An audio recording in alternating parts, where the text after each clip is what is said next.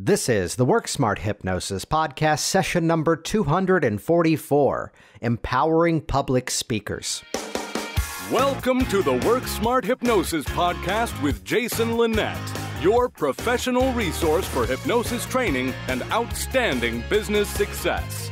Here's your host, Jason Linett. Hey, you know what? You talk pretty too.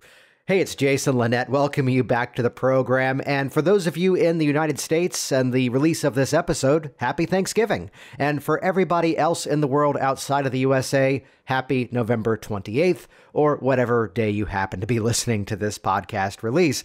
And as part of the holiday to kind of take things as a bit of a break this time of year, we're actually doing something a little bit different. Rather than an interview, rather than a discussion around something, instead, I'm going to give you the full access to an entire training session that I did recently. This is the audio of a video presentation that I did, which, by the way, as we often do, you've got two options at this point. You can keep listening to this podcast episode, which of course, I'd be happy if you did that, or stop right here and go to the WorkSmartHypnosis.com website, find the show notes associated with this episode. It's episode number 244, because we're also just going to put the entire video of this presentation up there too. And I think I'm pretty in it, so why not watch it? Or listen to it, you're going to get the same quality educational experience. But this video comes to you, or really this audio, or however you interact with it, this comes to you compliments of the Mid-America Hypnosis Conference. Have you noticed a theme that I've been talking about this one quite a bit? It's a phenomenal convention that's put on just outside of Chicago in October every year. Check out the details over at mid-americaconference.com. And this is a conference like many of the others that are going in the way of just modern education and information, from the fact that, well, they let me bring in my camera, they let me record it, and yes, even though they sell that as part of the conference audios, I'm completely allowed to share this with you, because what better way is there for you to see the quality of the presentations that are coming out? The same way that, the podcast session last week with Jess Marion, you were able to get the entire video of her presentation because she was willing to share that with you. And yes, it was the same camera because she was speaking in the same room that I was, and I just left it up all day, which probably means there might be a Sean Michael Andrews episode coming up soon because, we recorded that one too. Great presentation, horrible podcast. It was very visual. You had to be there. You should be there. So check out the details of that. Now I'm going to make some additional resources to you available as part of this week's session, which the preview of the content is that a big part of what I tend to see in the office these days is working with clients with public speaking anxieties, public speaking fears. So a big part of that is the concept of anchoring. We're going to talk about setting the frame for a successful experience. We're going to talk about using regression as a mechanism to create a resource state and firing it off on cue.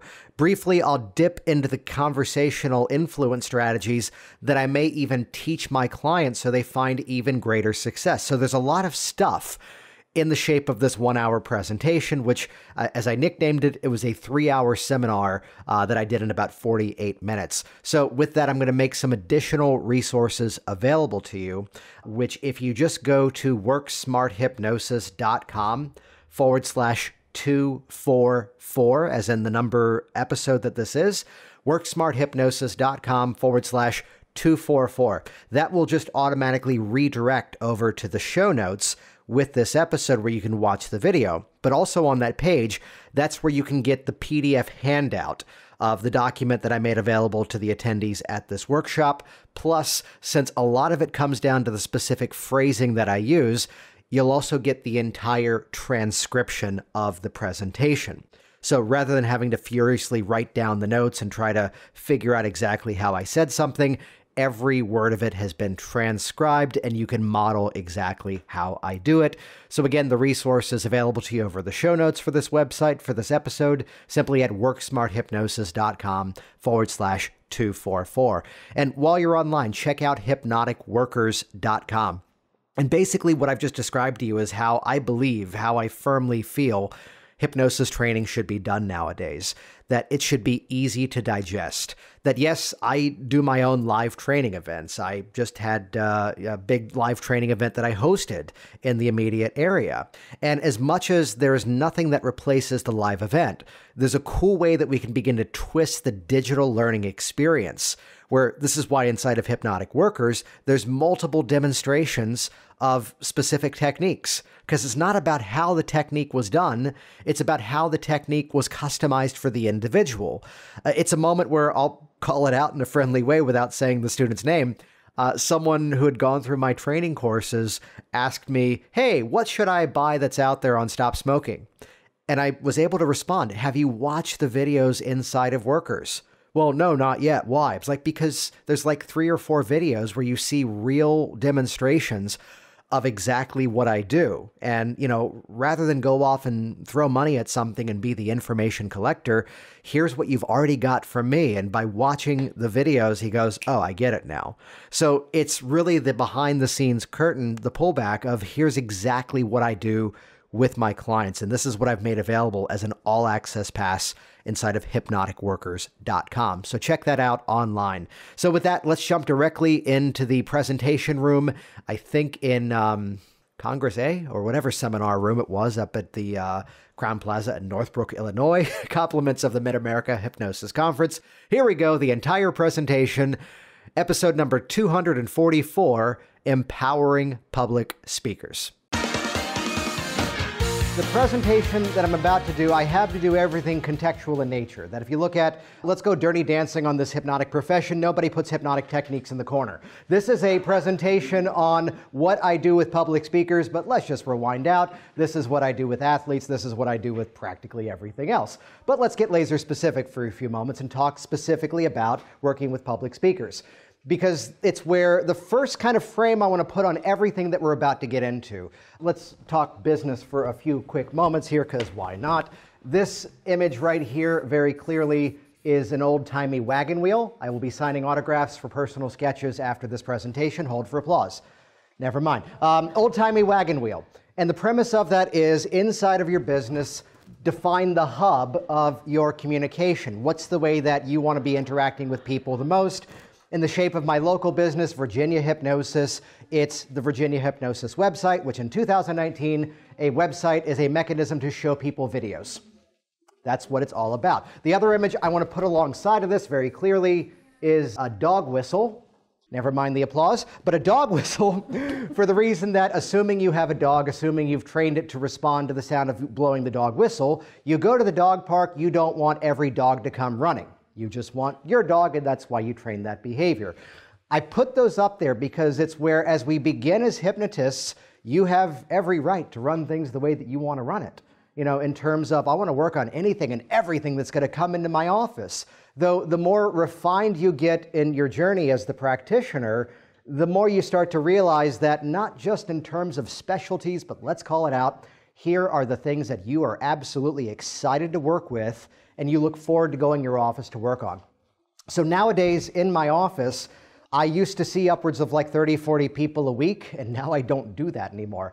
Now I max out the calendar at about 15 people a week as the maximum. Still inside of that, I pull some of those hours out to do other things. And most of what I'm doing now are working with people for stop smoking, because that's fun, and as well working with high performance like entrepreneurs, business people, public speaking, which I love that category for a noble reason and a kind of noble reason. One being, these are people who get stuff done.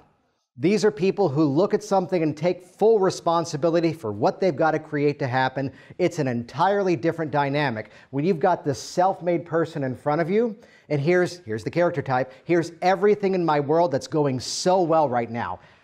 It's just that one thing, which we get to kick off that process by saying, look, this isn't about what's wrong with you. This is about what's great with you. How do we harness that? How do we put that into use?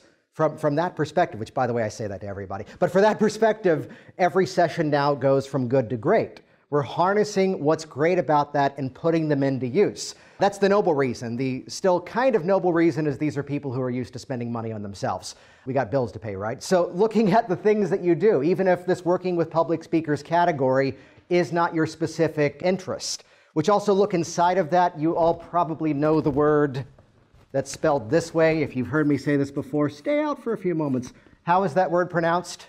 Niche. Thank you. It's not niche because niche rhymes with rich. Even better, let's go a little bit deeper into this in terms of micro niche. So notice I didn't say anybody and everybody public speaking. My targeting is specifically towards working with high-performance entrepreneurs and business owners who want to improve their public speaking. Which, by the way, not necessarily just to be the plug, but as I wrote Work Smart Business and it came out earlier this year, there are a lot of stories in the book of me talking to people who have issues with public speaking. Which, by the media reference, what does that do? This is the guy who does that.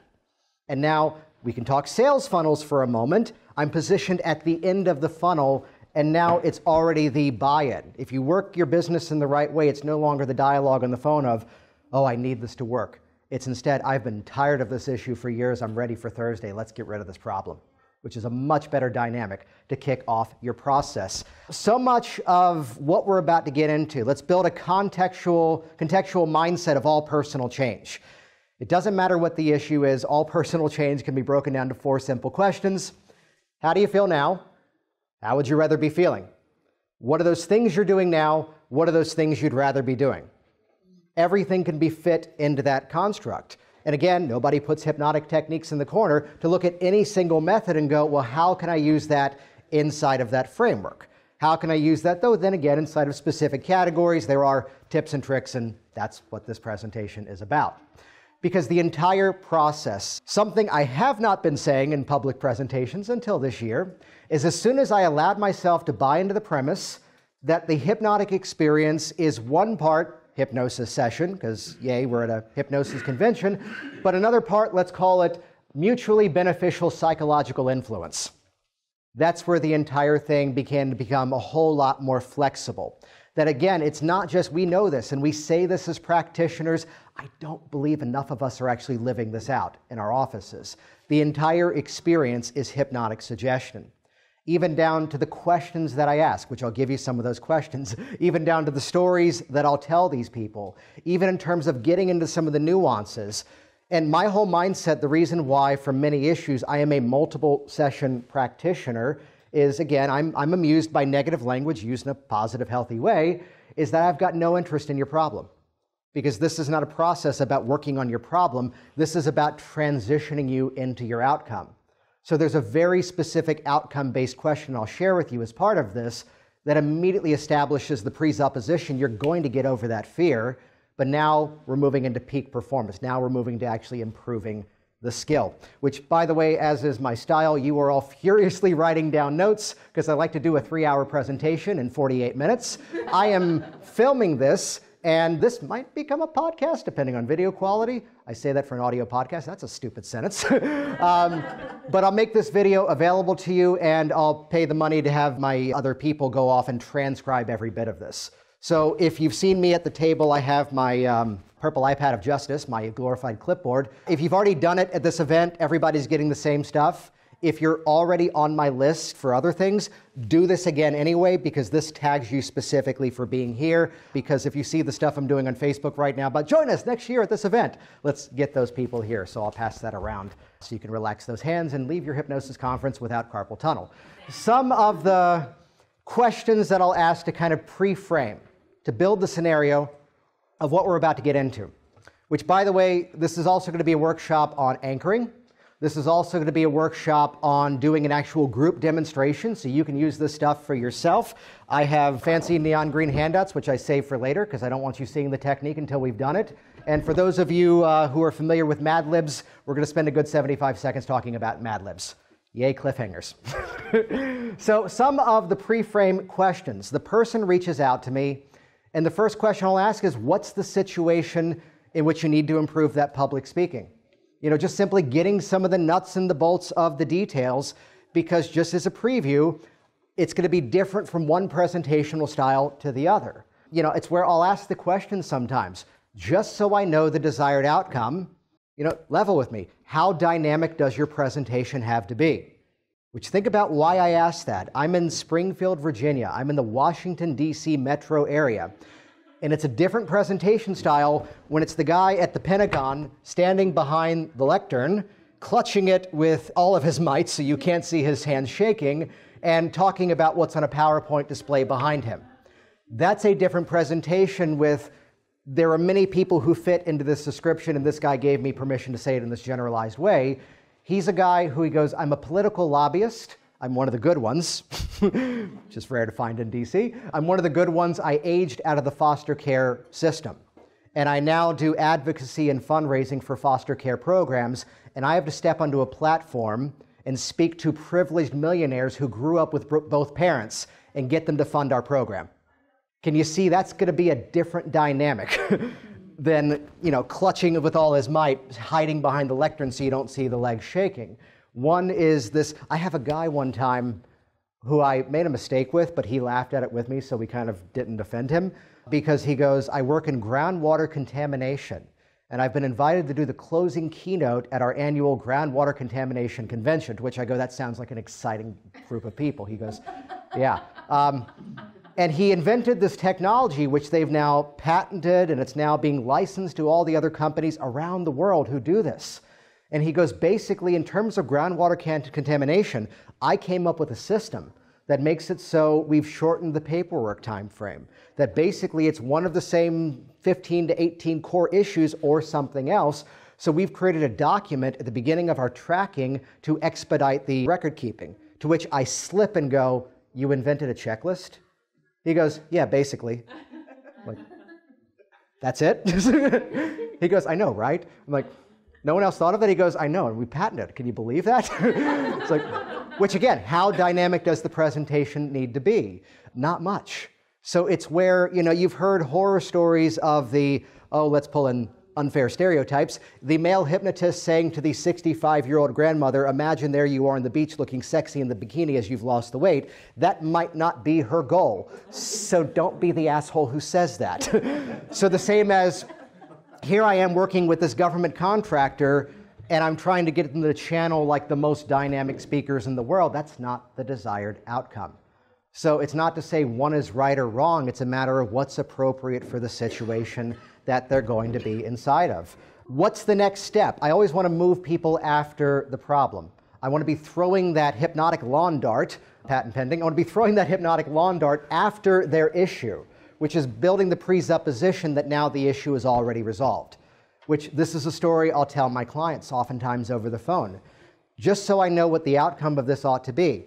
Here's a guy who came into the office, guy named Tom, wanted to improve his public speaking for a very straightforward reason. He goes, there's a lot of open leadership roles at my company. And as I'm kind of hiding in the meetings and not putting myself out there, I'm not that visible. So by improving my public speaking, one, I won't feel nervous and anxious all day. And two, I want to get one of those jobs. Which, fast forward the story, he calls me up like 3 years later, and the first thing is, Jason, I've got a brand new problem. Because I got rid of this first problem, I'm now in a vice president role in this division of my company. And just so you know, this new problem is one that it's worth an extra $60,000 a year to me, so thank you. I work with a team of people who don't get along. And the problem is I'm sometimes taking the stress of that home.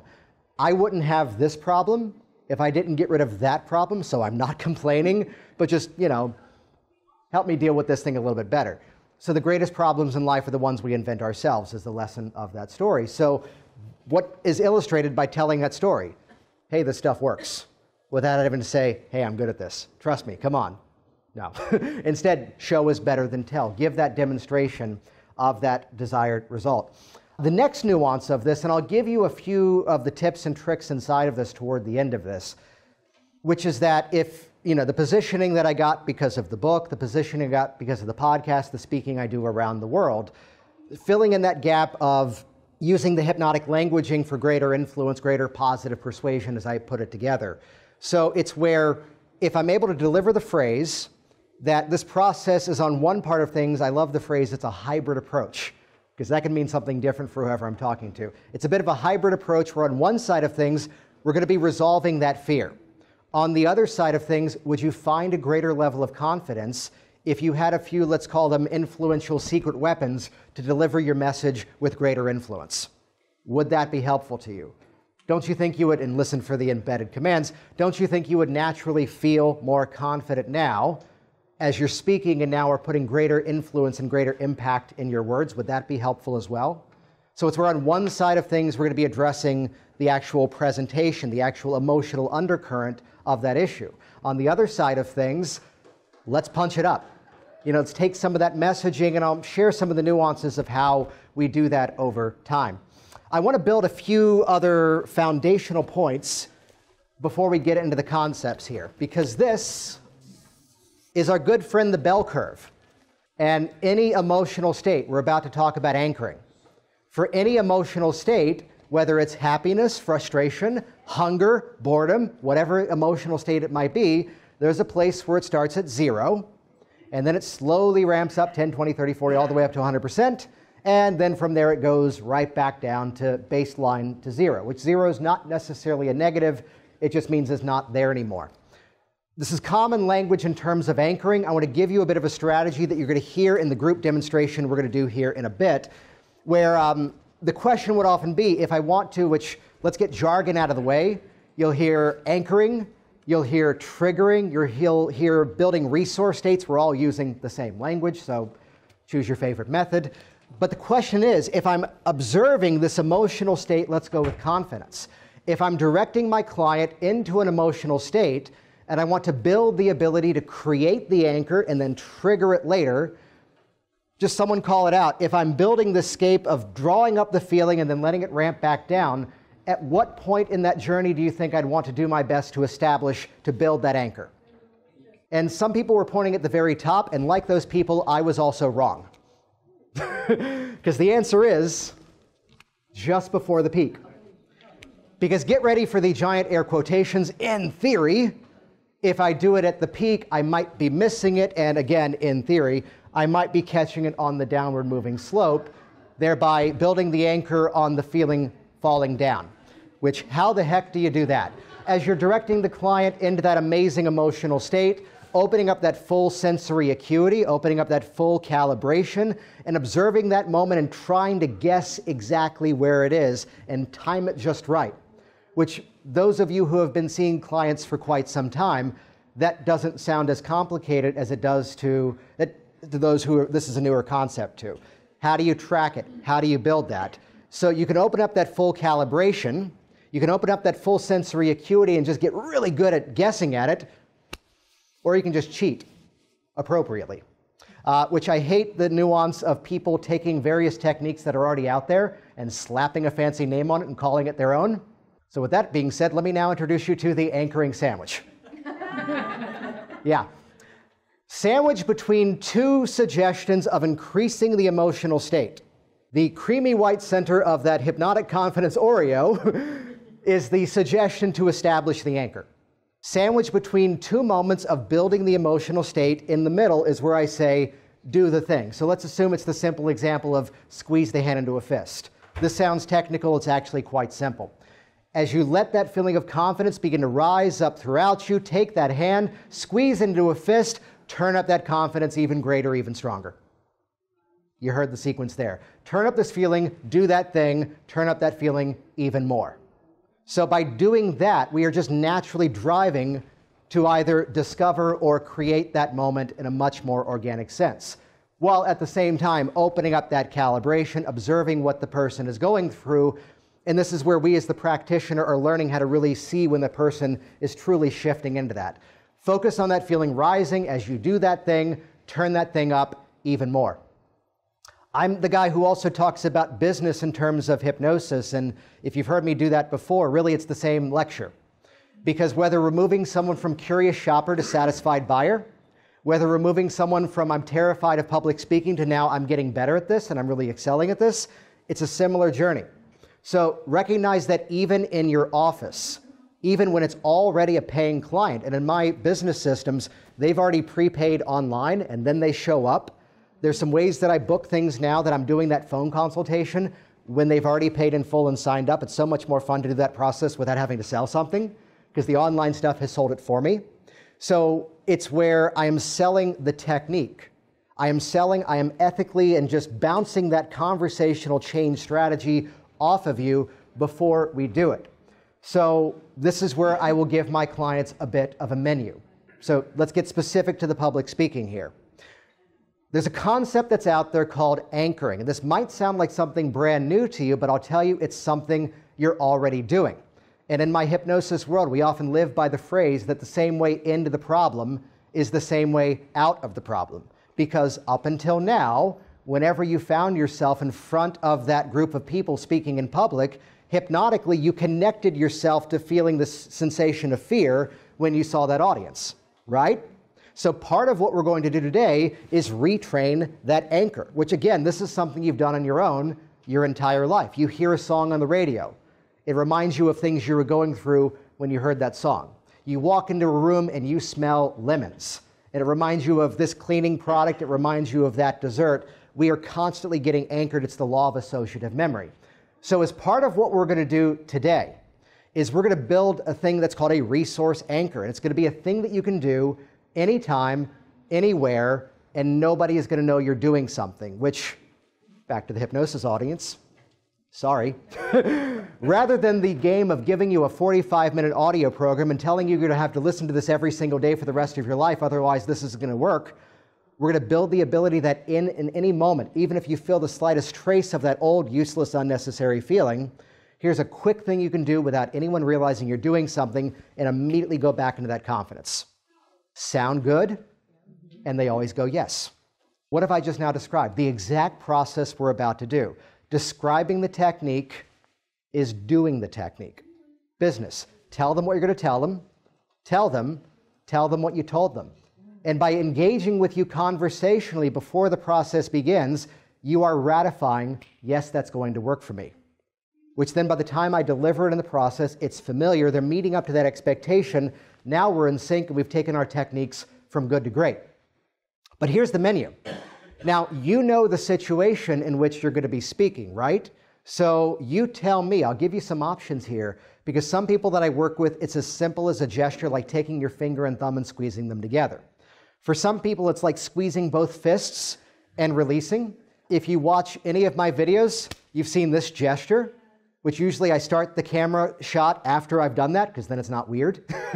If you're familiar, back in the day, the actors Jack Lemmon and Walter Matthau, true story. Jack Lemmon, the director would yell action, and Jack Lemmon would go, magic time, and then begin the scene, which part of why he did that was it drove Walter Matthau crazy, which made him love it even more. There's a made-for-TV movie a few years ago of Tuesdays with Morrie, and Hank Azaria, the guy who's Apu from The Simpsons, was in that TV movie with him, and he goes, it was the biggest acting challenge of my life, because here I am with this legend, and I'm having to do this like dramatic deathbed scene with this guy who's just incredible, and the director matching the tone of the scene.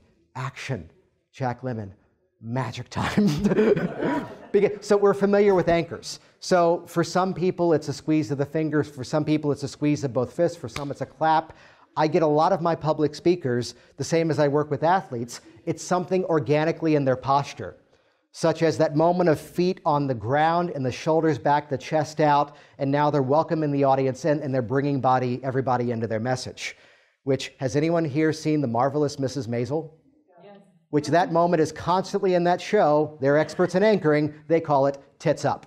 So, and I'll say that to the client. I go, you know your situation, what's best for you? Which, thank you, credit back to the late, great Michael Ellner, who would work with someone for hypnotic pain relief and go, today we can do this or today we can do that. You know your situation, which is going to be better for you. And by asking that question, you are getting a hypnotic contract, which that now becomes part of my process. So we're going to build that organic anchor based upon basically drawing out some moment of confidence from their past. What if they say they've never felt confident? I got a thinking for that. Wait for it. And we're going to establish that, connect that feeling, condition it, loop it, compound it, emerge, test, you're on your way. This is one part of the entire system of what I'll do. But again, things you can do anytime, anywhere, and nobody knows you're doing something. It's kind of my little phrases that I'll use, which they can do this, they can do that. They can go Mrs. Maisel on the audience. Whatever they want it to be, they can shift into that. So that's kind of the opening stages of everything we're about to do. One final bit is to point out the character flaw that I fall asleep throughout most science fiction. Only because my kids came home from school and because they see other kids talking about it, they now know what Star Wars is. And it wasn't until last year I finally watched Star Wars without falling asleep. I don't get too deep into like science fiction where I have to learn a new world, but I can probably quote practically every line of Spaceballs. Enough said. So depending on your preference of movies, Luke was trying to learn the Force to discover that he always had it in him, right? Basic hero's journey. Dorothy wanted to go home, but she was always with her friends, therefore she was always home. Sounds familiar, doesn't it? Or, let's go there. Lone Star was trying to learn the Schwartz, but the ring came from a Cracker Jack box. He was born with it. You and I have just become best friends. And a student of mine actually heard me give this lecture years ago and somehow found the balloons from the world premiere of Spaceballs. They say Spaceballs the premiere, Spaceballs the balloon, with a little note that says this is 35-year-old latex, do not blow these up. And they're worth as much as the Priority Mail envelope they're inside of. So what am I getting at here? I call this, just to have a name for my reference, the Schwartz principle. Because why not? That as soon as we establish the need for the anchor, I'm going to pull the rug out from the anchor so that now you can turn on that feeling by choice. So it's not the game of, oh no, wait, I have to do this thing. Oh no, wait, I have to do this thing. Oh, I have to do this. I have, whatever it is. I just want to establish that ability that the anchor is like the clipboard of a computer. That's the place where we just kind of temporarily copy and paste information, so then I can paste it somewhere else later on and erase the need for the anchor. However, build the premise that the more you make use of this, the better it's going to work for you. And the better it works for you, the less you're going to need it, because you just know how to turn on that confidence at will. So this is all some of the opening frames. I wanted to give you the seeds, because as we actually do this as a group experience together, which I'll give you the handout that gives you everything for it, and since you're doing the forms too, I'll send out a video of me doing something like this, so you can see it again in iteration beyond this presentation. One last point to it, though, is I have to explain one concept here, which I hinted at this a little while ago, and I pulled up one of these images earlier. Has anyone not heard of the game Mad Libs? Okay, Mad Libs is like a game you buy for like kids. It's like a booklet where the first page are just these prompts. Somebody name a noun. Just throw out a random noun. Car. What's it? Car. Car. And someone name a person in this room. Besides me. What's that? Name a person in this room. Oh, Magic Johnson is in the room. Okay, cool. Let's go with it. Tonight's improv. Yes, and someone name a verb. Run. And I'm looking at a Mad Libs thing where I'm now going to put those words into it. It was Thanksgiving, and the scent of succulent roast car wafted through the house. And Magic Johnson, it's time to run, my mother called. This is fun on road trips, right? That's Mad Libs, because I'll give you a preview of what you'll see on the handout of what we're about to do. The process begins like Mad Libs. Again, coming up with clever names. This is a process where I do a regression to a positive experience with anchoring. So you can see that I've very cleverly titled this method, Regression to a Positive Experience with Anchoring. I haven't come up with something more clever. And before the session, here's the Mad Libs. What is something you would like to do better? And let's use everybody the example of speaking more confidently on stage. And how would you like to feel as you're doing that? Chances are it's probably confident. Let's just go with that for the group demo. Before we get into this, allow yourself to create in your own mind whatever you'd consider to be your own organic anchor. Something that's appropriate for that environment of public speaking that you would actually do. This is not a joke about EFT. But the person, if I said the anchor was tap yourself on the forehead 18 times, and they're terrified of public speaking, now they're in front of the crowd, they go, hang on a second. No, wait. They're not going to do it. So this is the value of that organic concept in terms of building something natural to their experience. And again, so many of my public speakers is just simply that postural shift. When I work with athletes, it's the posture of how they get into motion for whatever their sport is. So let's do this. I can say this to a hypnosis group without it being weird. Everybody assume the hypnotic position. And just briefly, let your eyes close. For this process, it probably is helpful if your hands are in your lap so they aren't touching, just somewhere comfortable. And we'll begin, we'll call it an Elman-esque approach to a hypnotic induction. As you all know how to do this, just gently let your eyelids close. Let your eyelids close and just realize that ability that you already have to relax those eyelids all the way to the place where you know you can make those things just not work. As if they could power off like a TV, as if they could shut down like a computer. So that even if you were to try to open them, instead they would just relax even further down. Kind of like checking a door that's locked to make sure it's still locked. And as you know that you have made them that good and relaxed, just go ahead and test them and satisfy yourself. You can make them just not work. Give them a try, you can just make them relax even further down. Give them a try, they just relax even further down. Quit testing and take that quality of comfort you've now established, let that just roll its way all the way down your body like a hypnotic wave of focus. Letting every breath you exhale help to guide you to a place of calm, awareness, and ability. And now, bring your attention to that feeling of confidence that you wish to experience more of. That feeling of confidence that you wish to experience more of. And as you know you want to experience that sensation, that feeling is already there in the vocabulary of your mind and body. In fact, in a moment, notice this. I'm going to count from the number 1 onward. And as I count from 1 onward, let that feeling of positive confidence start to come up within you more and more as 1. That confident feeling rising up throughout you more and more. 2, coming up even stronger now. 3, even more stronger than before. 4, coming up as strong and as powerful as it's ever been, as you can feel that confident sensation rising throughout you to a peak as 5. There it is. That feeling of confidence is a bridge to your past. That feeling of confidence is connected to all the wavelengths of your mind, of every experience where you felt that confident sensation. And whether that experience has anything to do with why we're together here today or not doesn't matter. All that matters is that confident sensation is there in your body, because I'm going to count backwards from 5 to 1. And as we do that, follow that feeling to a time where you felt that true sense of confidence as 5, following that feeling back to a specific experience now. 4, perhaps becoming younger, smaller. 3, as if you can go inside of that experience and see it through your own eyes, feel it in your own body, hear the sounds around you. The number 1, simply be there in that positive, confident experience now. In the privacy of your own thoughts, through the comfort of your closed eyes, be there in that experience and simply notice now whether it's daytime or nighttime. Simply notice now whether it's inside or outside. Become aware in that moment whether you're with people, whether you're by yourself. There's no right, there's no wrong. Whatever first pops into the mind is perfectly appropriate.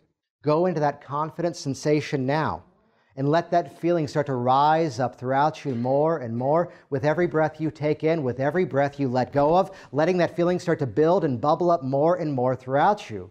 Like waves of energy starting to move throughout your body, letting the sensation even so spread far beyond the physical confines of your body like rays of energy, like rays of sunlight, building you up more and more. Allow your body and mind to remember this confident sensation. In fact, whatever that anchor you've decided for yourself is, go ahead now, establish that anchor, that gesture, that shift, whatever it is. And notice now as you let that feeling rise, as you establish that anchor, turn up that feeling even greater, even stronger. Turn that feeling up throughout you more, and whatever this means to you, allow yourself to pulse that anchor. Allow yourself to just build like a rhythm, like a valve, a pulse, turning up that feeling even greater, even stronger. In fact, as you activate that gesture, as you activate that shift within you, notice now you can ride that feeling into an experience where there you are now, be there in your own thoughts, standing in front of a group of people and noticing these changing sensations already flowing throughout your body, helping yourself to remember this feeling of confidence, this feeling of authority. Activate, pulsate that anchor once again, turning up that feeling even greater, even stronger. This is nothing new. This is who you are. Turn that up even more. And be there, letting all of your senses now come alive in that experience. Hear the sounds of your own voice. Notice that audience receptive in front of you. Feel that sensation of your own voice resonating in the chambers of your own body. As every aspect of this experience now is feeding and just cultivating and just strengthening that confident sensation more and more. And even so, not just let this be a brief workshop experience. Give yourself permission right here, right now, to let this moment become transformative as you deserve it to be. So as you walk out that door, as you find yourself back in these environments, speaking to people on your own, you begin to find yourself feeling physically stronger and fitter, more alert, more wide awake, and more energetic. The mind becoming calmer, clearer, more composed, peaceful and at ease, discovering a greater sense of authority within yourself, feeling that changing awareness flowing throughout you now, even greater, even stronger. Pulsate that anchor one more time. And in fact, even now, whatever that gesture, whatever that shift was, relax it down. And just simply by thought, turn up that feeling on your own. Realize that ability you already have simply by choice, simply by decision. You can activate the sensation anytime, anywhere, without anyone realizing you're doing something. This is nothing new. This is who you are. Breathe into that reality. That's right. And in a moment, I'll simply count from 1 to 3. And only as you're ready to step into that reality at the count of 3, that's when those eyelids will reopen, stepping into that strength, stepping into that authority as one energy rising. Noticing how, without even having to suggest it, parts of your mind are already taking you out to other future experiences. And noticing how, like dominoes falling down, like ripples of water in the ocean, begin to clean up other experiences that even you haven't yet thought to address. The number 2, one last time, activate that anchor and realize that ability you have to turn up that feeling at will. And whatever that gesture, whatever that anchor was, relax it down and turn up that feeling even greater, even stronger. Hold on to that. This is nothing new. This is who you are. And only as you're ready now, let those eyelids open, feeling refreshed, feeling alert, feeling good. And before we wrap it up, one more time, establish that anchor. Establish that gesture, that move, whatever it is. Notice you can turn that feeling up even in this waking conscious state. And even so, really do this for yourself. Whatever that gesture was, relax it down and turn up this feeling by choice. Cool, right? Awesome. So let me pass this out.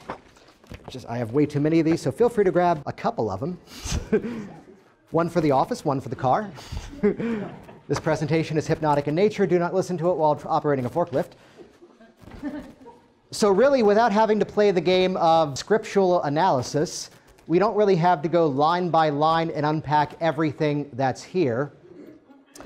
But really, again, it becomes the Mad Libs game. And this is where, again, the Mad Libs mindset, I'm learning from the client what their specific needs are. And again, describing the technique is doing the same technique. So by talking through with the client what that anchor is going to be, we are already establishing, hey, that's going to work for me. There's a few little nuances inside of this too. Has anyone ever had the experience with a client where they drop that statement that, oh, I've never felt confident, I've never felt happy, I've never felt fill in the blank? Have you heard that before? Yeah. Annoys the hell out of you, doesn't it? Yeah, I know. And let's be ethically and healingly cynical for a moment. Which part of the mind is making that judgment, conscious or unconscious? And it's where sometimes if we can build a frame, Richard Nongard does a great lecture on relationship frame. The example of, I'm going to list 2 random objects in the room, table and water bottle, which one's the parent of the other? And as soon as you answer the question, you've now created a bit of logic in your mind. And the odd thing is, even though you just made up the answer, you will now argue it and you will defend it, which is silly because you just made it up. So it's where sometimes if you put something into a context, which is a plug for the HPTI Winter Hypnosis Conference, the keynote that I'm doing there is simply on hypnotic framing. What are these little phrases that, again, the power of prestige suggestion? Here's one from Scott Sandlin that he uses if it's some sort of like spinning technique. You wouldn't be able to notice that feeling in your body if it didn't have movement. So bring your attention back to that feeling and tell me what direction is it moving, which is a massive lead. But if you just ask, what's the movement of it? If you ask the binary, is there movement? They might just say no. But by driving the mind into a context, it has to have movement, otherwise you wouldn't feel it. So what direction is it moving? The moment they answer, they are either, sounds familiar, discovering or creating it. At which point now we've got something tangible we can play with. Though I think the champion of the framing statements is Lance Baker in Australia, and I'll censor it. He'll wait for a moment to go, do I have your permission for things to get a little effing weird in here as long as it gets the result? Yeah. Good, close your eyes. How great is that for kicking in? Thank you.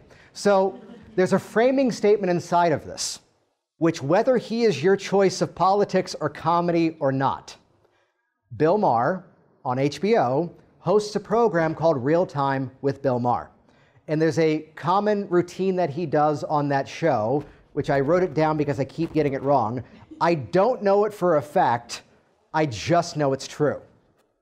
And to his credit, as a guy who is like mostly liberal leaning, he will attack both sides when he does this whole thing. I don't know if this is a fact. I just know it's true, and then some sort of, hard-hitting political statement. So, as you know, you want to experience that sensation, Pace. That feeling is already in the vocabulary of your mind and body. Lead. I don't know if this is a fact, but it sure sounds like it's true. So because I've said, basically, you wouldn't know you wanted it if you didn't know what it was already like. And you wouldn't know what it was like if you haven't yet already experienced it. Make sense? I know, right? Yeah. So by building that little bit of a case, I will tell you now, since coming up with that little bit of wordplay, it's been like 8 years since the person has had the ability to say, but I've never felt this way before. And if they did, I immediately go, well, think about it this way, though, right? Because you know you want to feel that, you know what it's like, which means you had to have experienced before because, if we brought a smartphone back to someone in caveman times, at first they wouldn't be impressed because they wouldn't know what it was. Same as you wouldn't know you wanted to feel that way if you didn't know what it was like, and you wouldn't know what it was like if you haven't yet already experienced it, right? You wouldn't know you want to have tiramisu with dinner tonight if you haven't had tiramisu before. Make sense? Okay, good. So that confident feeling is somewhere inside. We're just going to resurface it. Make sense? And yes, that is ethical influence and persuasion, but that's what they hired me for. There's a metaphor. Let me give a disclaimer to this story. The more successful the hypnotist I meet, the more they are willing to play during the session time.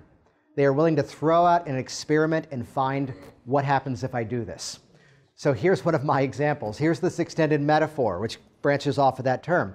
That story of the statue of David chipping away the layers that don't need to be there, discovering the statue was already there inside. I had a solid month where the rule was, no matter what you came in the office for, first session, I had to tell you that story. And I had to make it work. What's the metaphor of the story? Again, Wizard of Oz and everything else. The resource was already there inside. So the more that I can chip away, sand away, and polish away the layers that don't have to be there anymore is what we're doing. We're finding that resource state inside and bringing it up. So just reiterating that strength that they've already got, which back to the dynamic of presentations, let me phrase this in the way that I have to phrase it. If you're going to start a band, don't call it Hootie and the Blowfish because that name is already taken. Should I unpack the metaphor and just let it just sit like that? Okay. You can't be the speaker like this other person. You can be the speaker to the best of your abilities, what's appropriate for the context that you're in.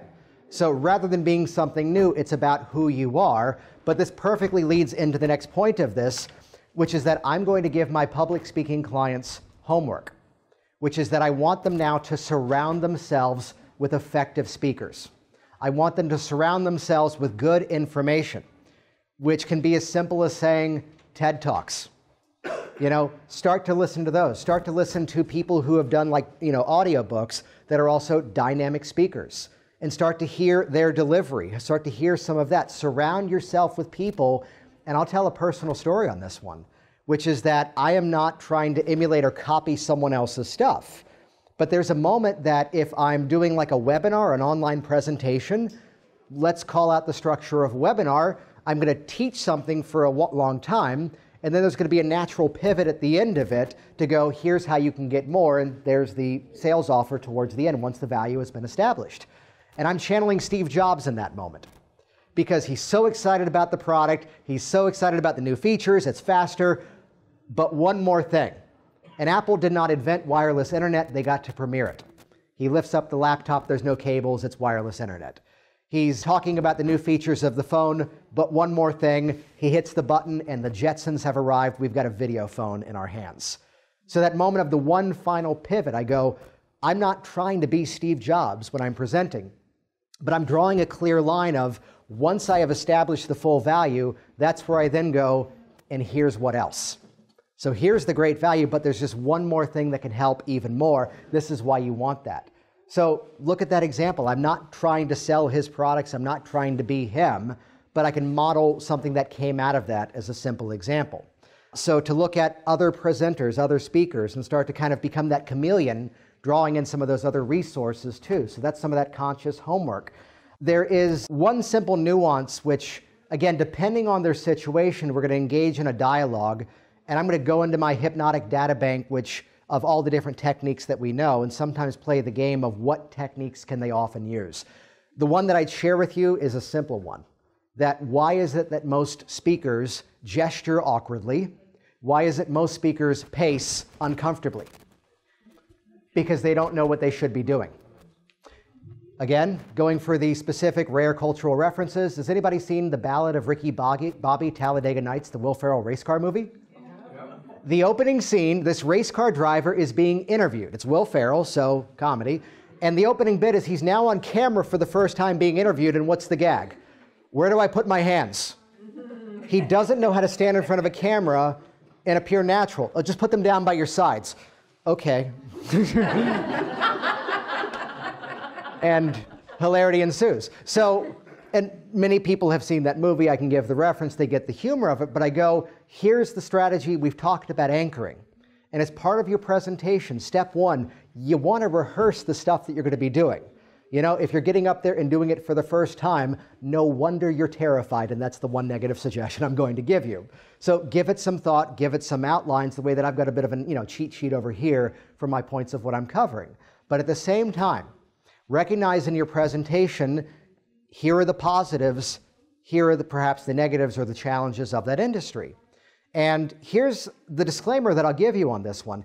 In theory, giant air quotes, if I'm talking about the strengths of some service or product and the benefits that they're looking for in their business from here, and then in theory, if I move over here to talk about the challenges they've been facing, again, in theory, if I now talk about my services and the offer I can make and why we can work together as a team on this project, and I deliver that from here, I have hypnotically, electrically charged this region of the room as if now that's the positive state.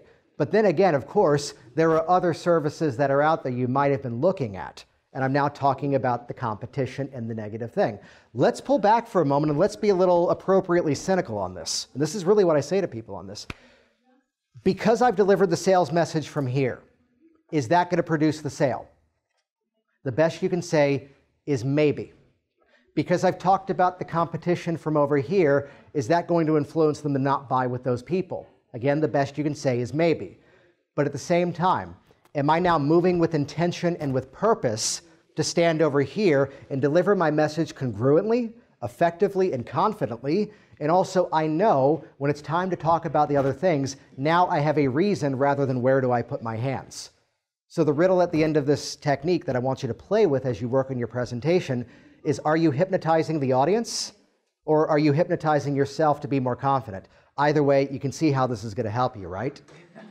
So by taking that technique, and that's one such example of how we can put that all into the context, the biggest thing is at the end of it, you want to ratify the hypnotic experience as soon as you emerge. From various hypnotic trainings, you'll see the question of how long is the client in a suggestible state after emergence. One book will say 20 seconds. One book will say a minute. I'm going to simplify the answer. As long as you are delivering hypnotic suggestion, you still have a hypnotized client. So eyes open, and check this out. I want you to see how well this is working for you. I don't never if my clients. I want to see how well this is working for you. Go ahead, do that thing again. And as you do that, notice what's different. Which the power of vague language. Notice what's different. Become aware of that changing sensation. They nod their head and you go, yeah, what does that feel like? And now we have their map of the world. So in the shape of this, looking at how we can establish their specific anchor, and before the eyes even close, they're going into that experience going, I know this is going to work, which metaphorically is the same experience of before they walk on the stage, they know they're going to do great. That's how you empower public speakers. Which, by the way, You can also cheat because I also just gave you an applause cue, and it worked until I pointed it out. Or if you prefer the Game of Thrones version, you can White King your audience to get the standing ovation. Thank you. Jason Linett here once again, and as always, thank you so much for interacting with this program, sharing your reviews online, and just further sharing this with the community to get the good information out there about how we all could become more effective with our clients. So again, the resources available with this episode, simply go to worksmarthypnosis.com/244, as in the episode number with this. And again, check out hypnoticworkers.com. You get to model exactly what I've done with thousands of clients over the years to create a business that basically does run itself. So yes, Hypnotic Business Systems is a separate training of all my business strategy. But quite openly, most of my business nowadays is coming in by way of referral. And that really only happens if you're getting phenomenal outcomes with your clients. And to see exactly how I do that, that's what hypnoticworkers.com is all about. Check that out, join the community, interact online, and we will see you on the inside. Happy Thanksgiving, everybody. Thanks for listening to the Work Smart Hypnosis podcast at worksmarthypnosis.com. Hey there, it's Jason, and I want you to be one of the first to find out as we upload amazing new content. So do this right now. Click the subscribe button right here on this video. That's going to link you to our YouTube channel here, and you will be the first to find out as new resources and downloads are made available. Do it now.